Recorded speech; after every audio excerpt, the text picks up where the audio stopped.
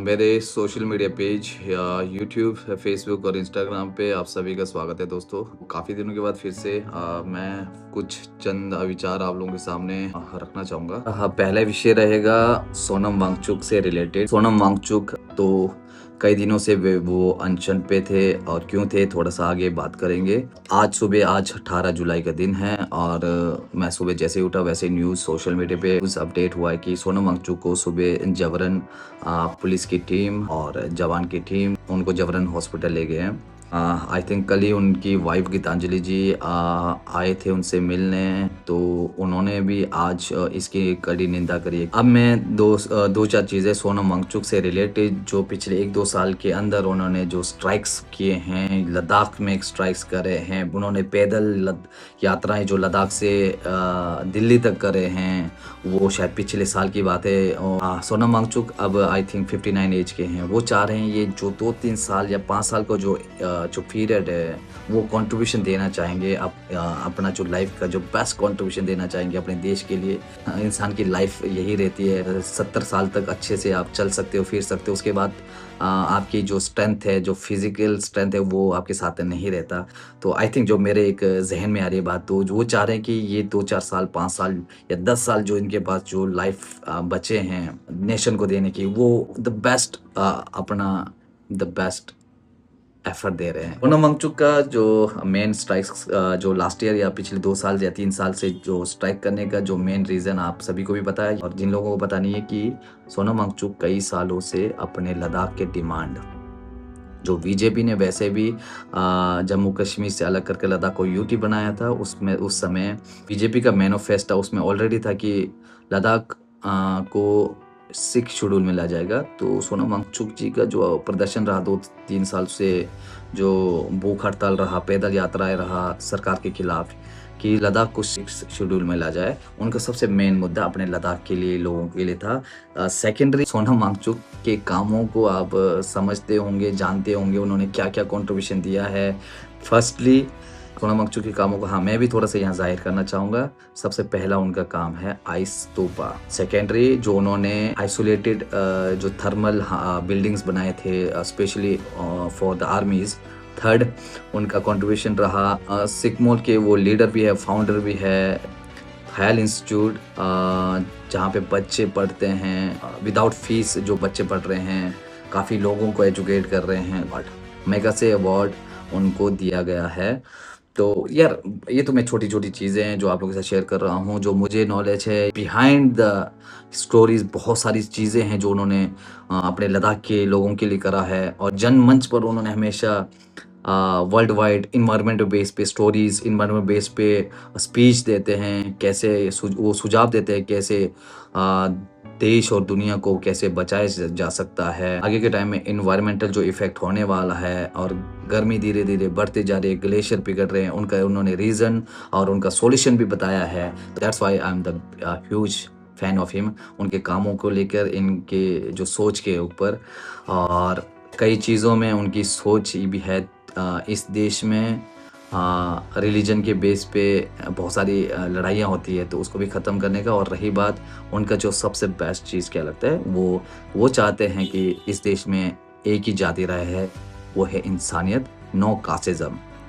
अब मैं आना चाहूँगा देश भर का सबसे टॉप न्यूज़ है जंतर मंतर पर प्रोटेस्ट। क्यों यहाँ पे मैं बताना चाहूँगा कि इसके पीछे देखिए 2 महीना पहले की बात है, जब हमारे सुप्रीम कोर्ट के चीफ जस्टिस ऑफ इंडिया, तो उन्होंने हमारे बेरोज़गार लोगों भाइयों के लिए जो वर्ड निकाला था कॉकरोच, तो उसी वजह से एक सोशल मीडिया पार्टी बनी है कॉकरोच जनता पार्टी, जिसको लीड किया था अभिजीत तिपके जी ने। ये रहा था यार इंस्टाग्राम पे, तो एक दिन के अंदर इसके शायद रीच आई थिंक 20-30 मिलियंस से अबव हो गया था। तो ये काफ़ी ज़्यादा न्यूज़ हाइक पे था। अभिजीत दीपके यार आई थिंक 16-17 जून को ये शायद दिल्ली पहुंचे थे अमेरिका से। वो अमेरिका में रहते थे, टेस्ट के लिए वो दिल्ली पहुंचे थे जंतर मंतर पर। उनका मेन थीम था कि नीट एग्ज़ाम पेपर लीक, इसके ऊपर अभिजीत दीपके का जो जंतर मंतर प्रोटेस्ट। उसके बाद हमारे सोनम वांगचुक जी पहुंचे थे जंतर मंतर दिल्ली में, तो उन्होंने स्टार्ट करा था द हंगर स्ट्राइक, आमरण अनशन का जो भूख हड़ताल रहा उनका, hunger strike. The peaceful protest. तो उन्होंने 20 दिन जो प्रोटेस्ट करा, तो कॉकरोच जनता पार्टी का समर्थन करने के बाद सोनम वांगचुक जी अनशन पे बैठ गए थे। तो उनका भी यही डिमांड रहा, Dharmendra Pradhan, central education minister Dharmendra Pradhan जी का इस्तीफा। क्योंकि देखिए कई सालों से, आई थिंक 3-4 साल से जो नीट एग्ज़ाम है, जो पेपर है उसका लीक होना, तो इसके लिए स्पेशली सोनम वांगचुक जी और कॉकरोच जनता पार्टी के जितने भी मेंबर्स वो चाह रहे हैं कि एजुकेशन मिनिस्टर धर्मेंद्र प्रधान जी का इस्तीफा होना चाहिए। तो उसके लिए वो स्ट्राइक कर रहे थे, पीसफुल स्ट्राइक से वो चाह रहे हैं कि धर्मेंद्र प्रधान इस्तीफा दें और गवर्नमेंट भी उनको फोर्स करे। और बट ये देखिए आज क्या हुआ है, तो सोनम वांगचुक को आफ्टर 20 डेज भूख हड़ताल करने के बाद आज उनको ले गई है जबरन। इससे ये साफ पता लगता है कि सरकार बहुत ज़्यादा डर में जी रही है। आफ्टर 15 डेज, 15 दिन के बाद, हंगर स्ट्राइक के बाद देखिए बहुत सारे लोगों का जो समर्थन मिल रहा था वो अनएक्सपेक्टेड था। कश्मीर से लेकर कन्याकुमारी से लेकर ईस्ट से वेस्ट, हाँ पूरा देश उनके समर्थन में आ गया था। 5 दिन से काफ़ी ज़्यादा लोग उनके समर्थन में आ गए थे, अरविंद केजरीवाल और बहुत सारे बड़े बड़े लीडर्स। तो यार सोनम वांगचुक को उठाना देखिए तो किस तरीके से डर का माहौल बन गया होगा गवर्नमेंट मोदी सरकार में।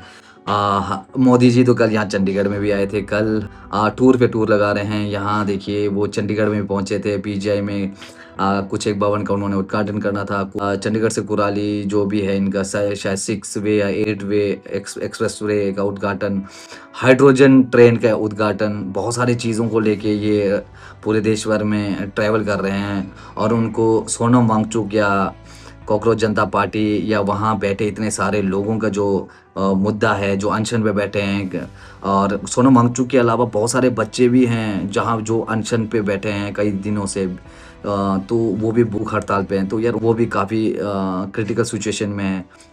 उनके मुद्दों को छोड़कर, उनकी बातों को नेगलेक्ट कर, तो उनके कानों तक ये गूंज सुनाई नहीं दे रही है। पूरा देश, गाँव-गाँव जहाँ पे सड़कें नहीं है, वहाँ तक भी भाई ये आवाज़ जा रही है। सोनम वांगचुक और बहुत सारे लोग जंतर मंतर पे प्रोटेस्ट कर रहे हैं।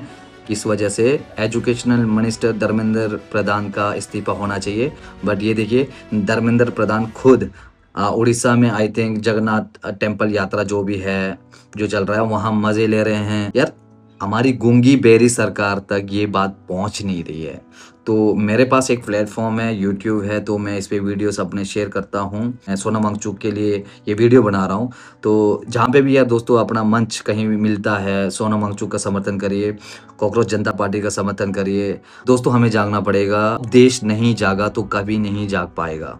हमारे मुद्दे बहुत सारे हैं दोस्तों, बहुत सारे मुद्दे हैं। फिलहाल सोनम वांगचुक का साथ दीजिए। 20 जुलाई को पूरा देश खड़ा हो जाइए जंतर मंतर पर और घेराव करिए संसद भवन का। अगर आप बहुत दूर हैं या आप किसी कारणवश दिल्ली नहीं जा पा रहे हैं या अपना समर्थन किसी न किसी तरीके से करना चाहेंगे, तो सोशल मीडिया पे कहीं ना कहीं किसी तरीके से समर्थन करिए दोस्त। मेरी बात सोनम वांगचुक तक पहुंचे या ना पहुंचे, बट मेरे दोस्तों या मेरे जितने भी इस वीडियो को देख रहे हैं मेरे व्यूवर्स, वो सुन लें। हमारा देश चाहे आज़ाद 1947 में हुआ है अंग्रेज़ों से, बट कई लोग कई चीज़ों से आज़ाद नहीं है। हमें किसी न किसी तरीके से सोनम वांगचुक का समर्थन करना चाहिए। वो अपने लिए नहीं लड़ रहे हैं दोस्तों, वो पूरे देश के लिए लड़ रहे हैं। ये एजुकेशन का मुद्दा नहीं है दोस्तों।